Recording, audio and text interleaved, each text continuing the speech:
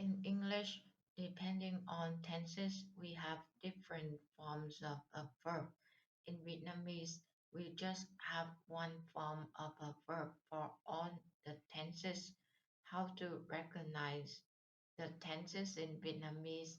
We use the time vocabulary and helping words to indicate the tenses. This is the beginning lesson opening for the following lessons with the topics of the tenses in Vietnamese. In Vietnamese, in my classification, we have four tenses.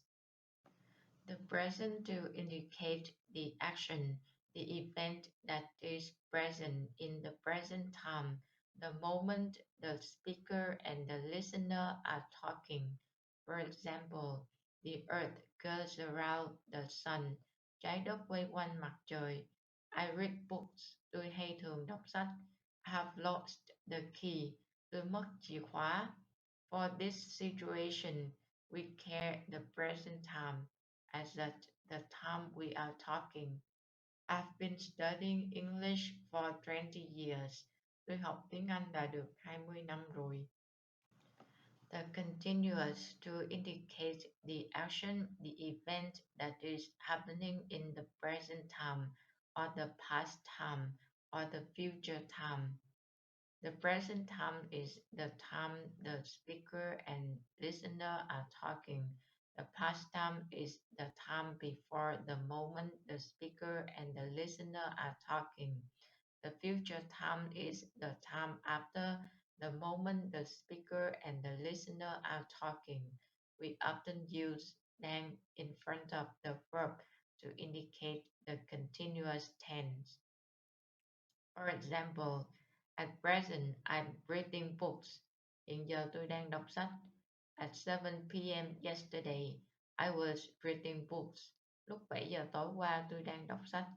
At 7 a.m. next morning, I will be reading books. 7 giờ sáng ngày mai tôi đang đọc sách.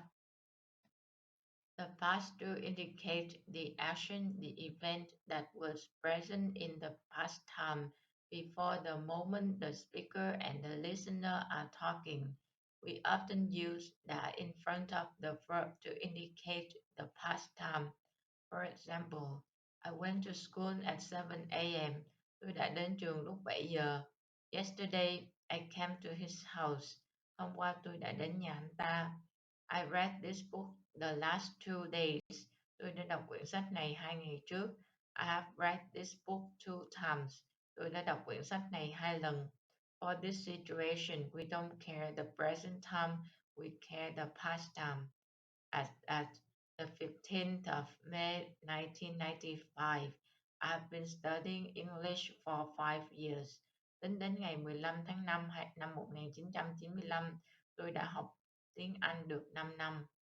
The future to indicate the action, the event that was present in the future time after the moment the speaker and the listener are talking.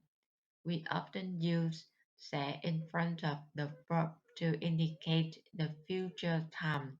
For example, I'll go to school at 7 a.m. Tôi sẽ đến trường lúc 7 giờ. At the 15th of May 2025, I will have been studying English for 25 years. Tính đến 25 tháng 5, 2025, tôi sẽ học tiếng Anh được 25 năm. At 7 a.m. tomorrow, I will have finished the breakfast.